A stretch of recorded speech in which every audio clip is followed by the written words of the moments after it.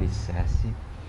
E aproveitando que esse é o primeiro vídeo do nosso canal, eu vou estar me apresentando um projeto para vocês e assim entrando no nosso conteúdo temático aí da nossa série. Eu me chamo Rony Xavier, faço parte do presbitério da AD Família no Altar, igreja localizada em Guarulhos, São Paulo. E esse canal, esse projeto é o reflexo e resultado do nosso ensino bíblico presencial na igreja. E estamos trazendo ele para o YouTube, entendendo que hoje há uma necessidade de grande parte dos irmãos de aprender e se alimentar da palavra, e tem feito isso de forma online. E como está proposto até na temática, no nome do projeto, essa questão do alicerce, essa é a nossa fundação, a nossa missão, o nosso projeto, trazer realmente sustentação, fundação, alicerce aos irmãos, um ensino bíblico saudável, coerente, puro e alicerçado na palavra, a fim de que eles cresçam realmente tendo fundamentos, em meio a tantos escândalos, a tantas heresias, principalmente que encontramos online sem nenhum filtro. Então, estamos buscando fazer algo de excelência, algo de qualidade e algo bíblico, algo fundamentado para edificar a fé de muitos. Então, todos os meses teremos aí um tema diferente, séries diferentes, aí divididas em assuntos e conteúdos, para que você possa acessar, ser edificado e aprender mais um pouquinho acerca do reino de Deus. Mentiram para nós, o que não é evangelho. Essa é a primeira série que está entrando agora aqui no canal e nós estamos fazendo um conteúdo de forma organizada, cronológica, e partimos da seguinte questão. O primeiro ponto do nosso ensinamento é o evangelho. O que é evangelho? Uma das formas de apresentar um conteúdo, uma ideia, um ensino, é primeiro mostrando o que aquilo não é. Então a gente tem por missão nessa série, nesse conteúdo de início, desmistificar algumas coisas, apresentar a mentira, removê-la da vossa mente, do vosso coração, a fim de que entrar com a verdade seja algo mais simples e puro, uma vez que você já conhece o que é mentira, o que não é verdade, o que é falsa teologia, quais são os falsos mestres, como identificá-los. Então a nossa missão com esse conteúdo é justamente isso. Expõe-se a mentira e aí depois você entra com a verdade. Você traz luz às sombras, as mostra, as elimina da vida das pessoas, e assim a luz ela vai ter muito mais brilho, muito mais resplendor, uma vez que não há mais sombras para brigar com ela em relação a esse espaço que é o seu coração e a sua mente. Então esse é o nosso propósito com o ensino. Então vamos para o conteúdo de hoje. Mentiram para nós, o que não é evangelho? E só para que nós possamos interagir um pouco aí com vocês, depois deixe nos comentários o que você achou e encontrou, se você ficou surpreso. Mas eu vou falar aqui alguns versículos e você na sua casa pense se você conhece o endereço deles. Vou ler aqui para vocês. Porque Deus amou o mundo de tal maneira que deu seu Filho unigênito para que todo aquele que nele crê não pereça, mas tenha vida eterna. João 3,16, muito conhecido. E não vos conformeis com esse mundo, mas transformai-vos pela renovação do vosso entendimento, para que experimenteis qual seja a boa, agradável e perfeita vontade de Deus. Romanos 12:2. Vamos mais um, ver se você conhece o endereço desse versículo aí na sua Bíblia. Deus odeia o pecado, mas ama o pecador. Outro, Deus não escolhe os capacitados, mas capacita os escolhidos. Outro, o dinheiro é a raiz de todos os males.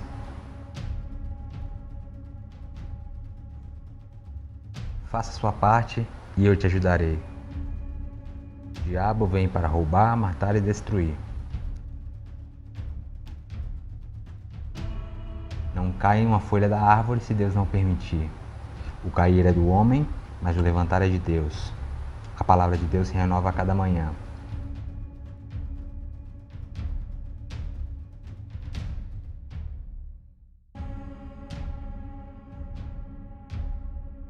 Quem não vem pelo amor, vem pela dor.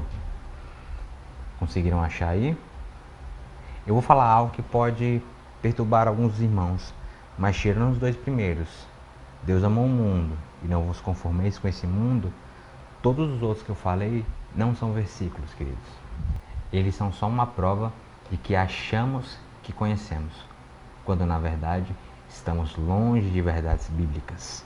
Alguns deles são sofismas ou meias-verdades, pensamentos que nos levam a crer em algo, mas que têm o seu fundamento, a sua base incorreta, errada.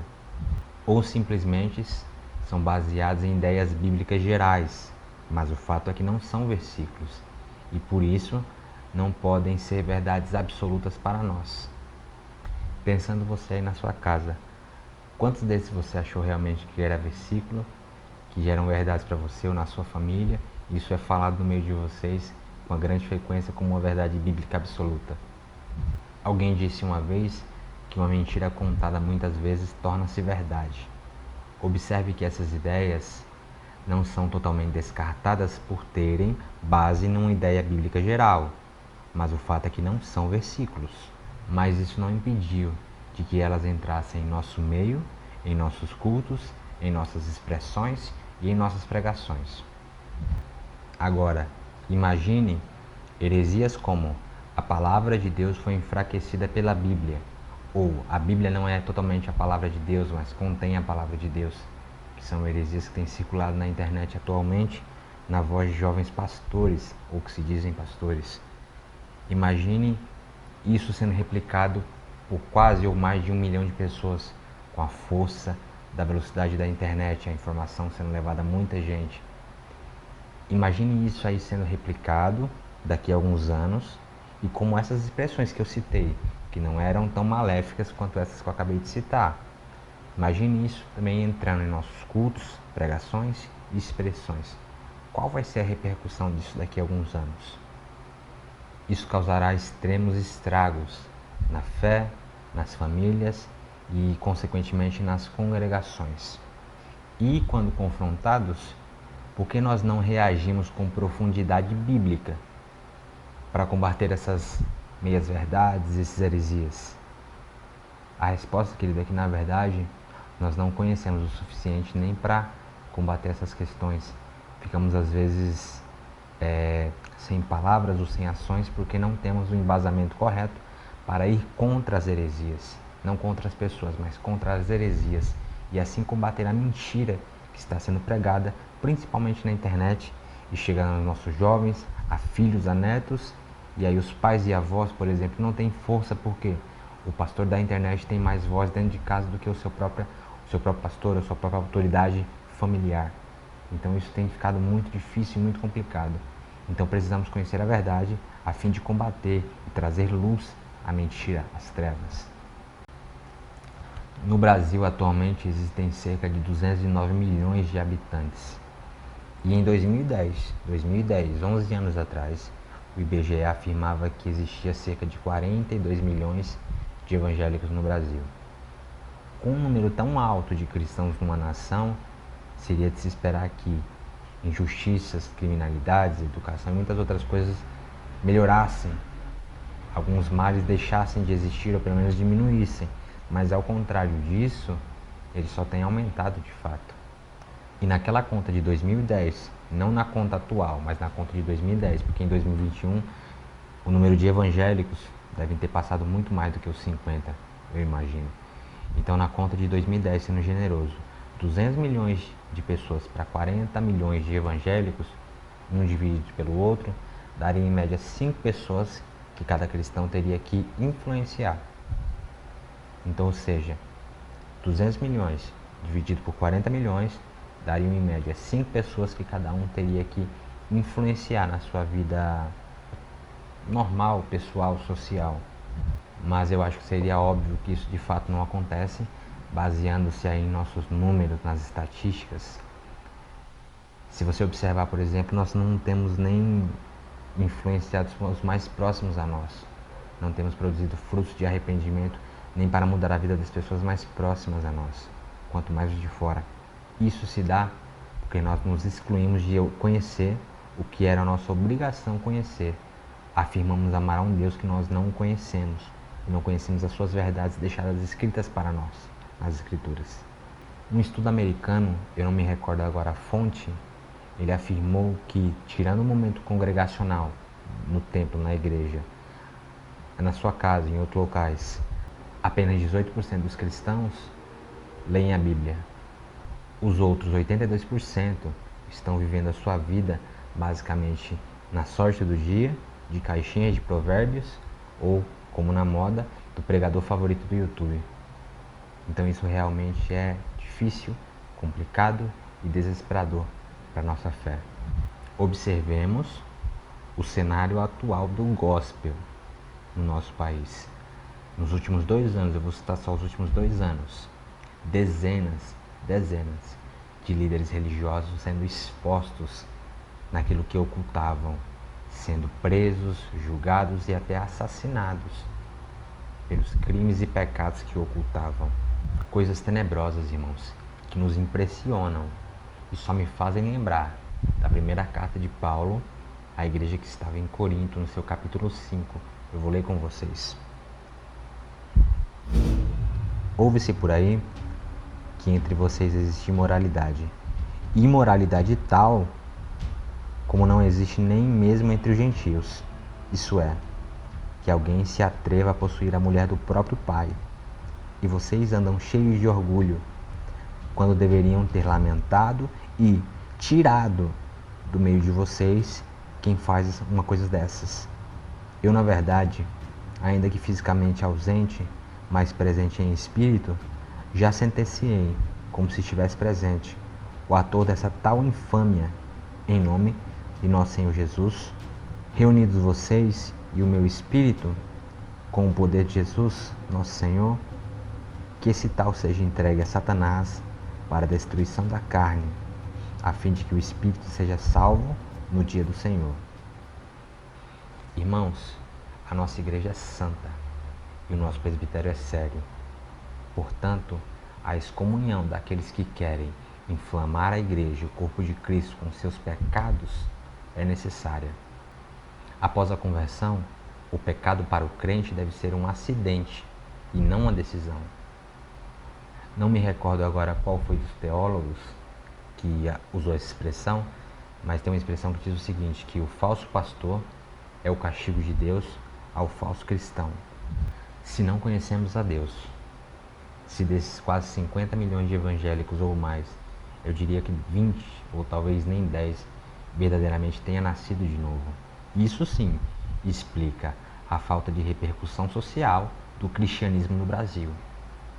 É duro falar isso, mas eu estou sendo duro comigo e com vocês, porque observe comigo, 12 homens mudaram o mundo e fizeram o evangelho chegar até nós.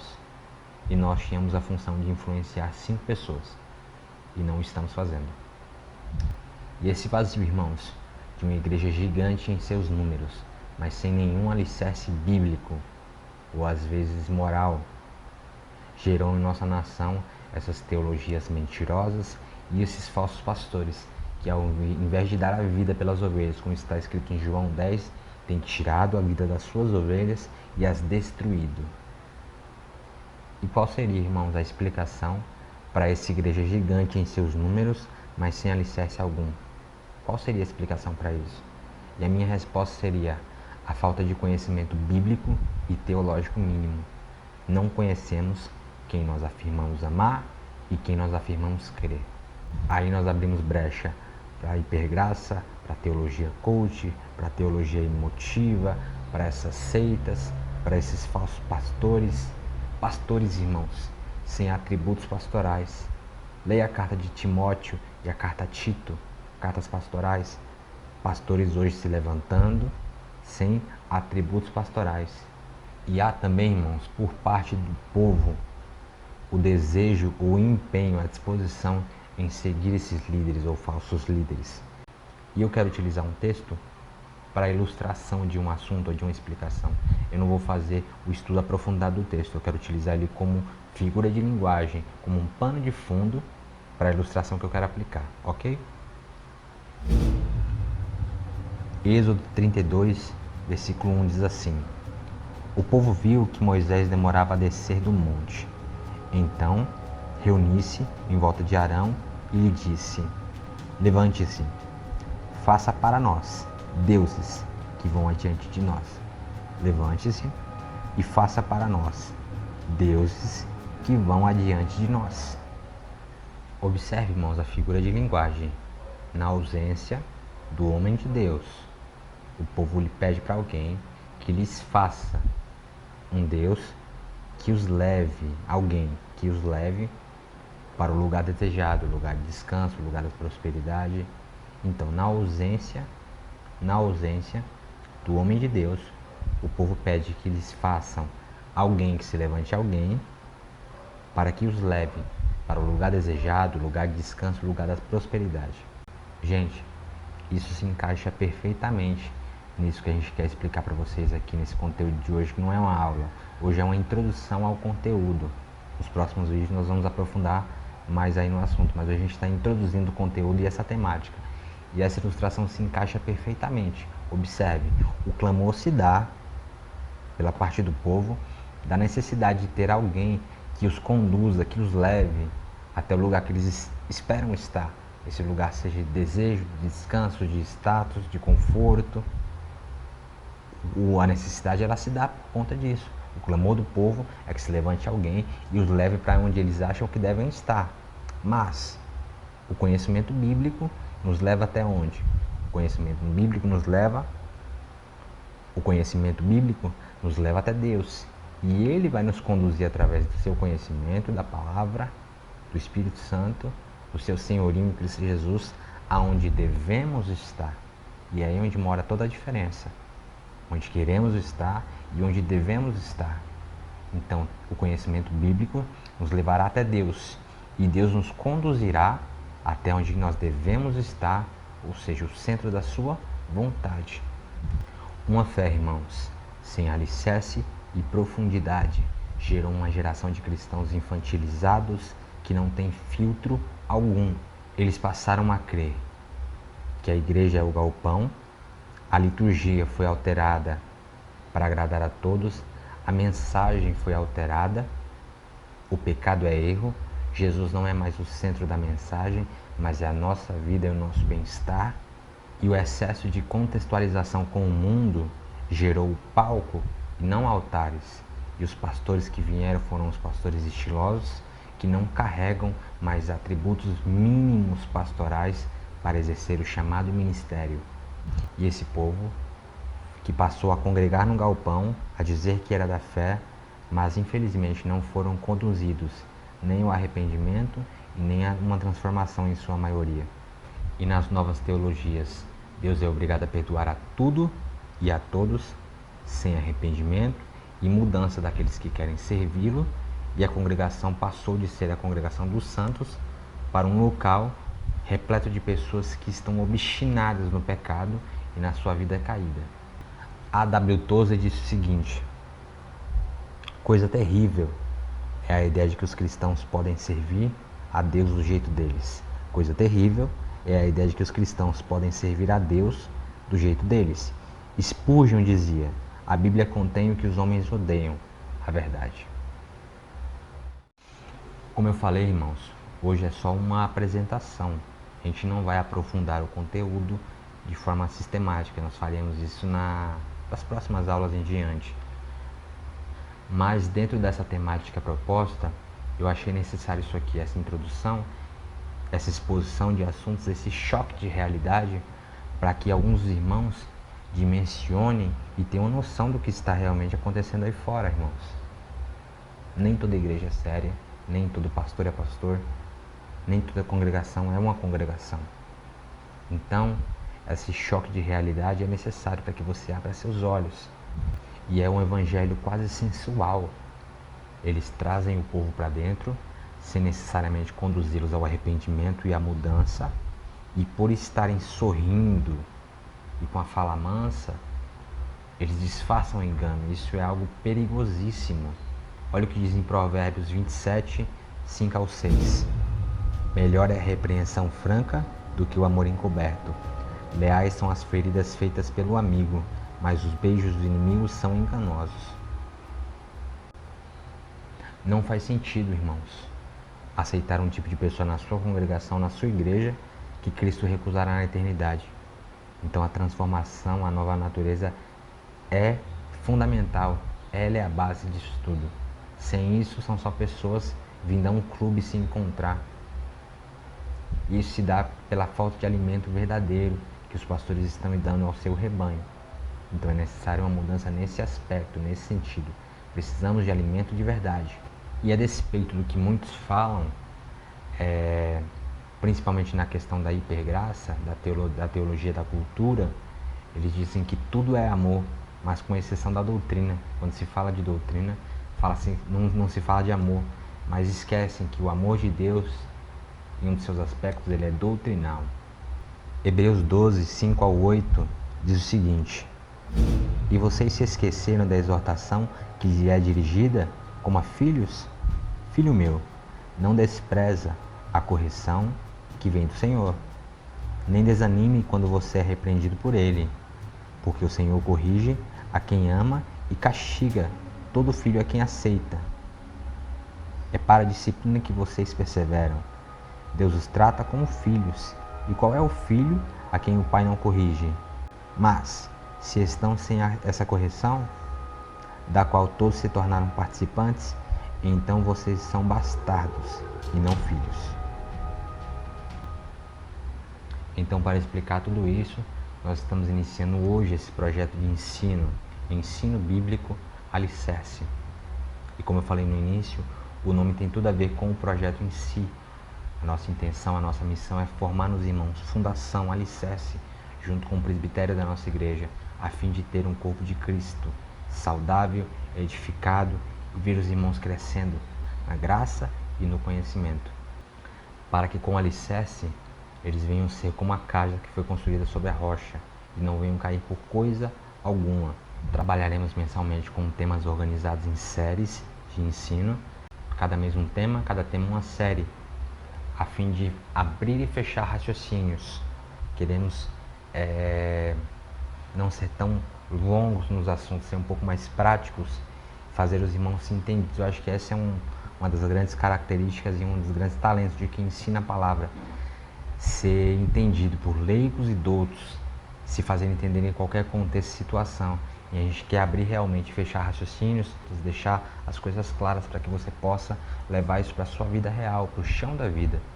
Entendemos que é muito bom o ensino do grego, do hebraico, da teologia sistemática bem aprofundada, mas precisamos de um ensino que no chão da vida nos faça sentido, que alguém que está chegando agora consiga entender, assim como alguém que já está muito longe, já está aprofundado, já está alicerçado, já está sendo ensinado. Mas para quem está chegando agora, para quem tem pouco conhecimento, também precisa ser alicerçado nesse conteúdo, precisa entender. Então a gente quer fazer isso, que no chão da vida, a teologia, o ensino bíblico correto, faz sentido e tenha aplicação, tenha reverberação total na sua vida, a fim de que a gente mude essa estatística de cristão sem repercussão social na nação. Então, série de março, mentiram para nós, o que não é evangelho. Estaremos aí estudando acerca de sofismas, heresias, seitas, falsos mestres, falsas teologias.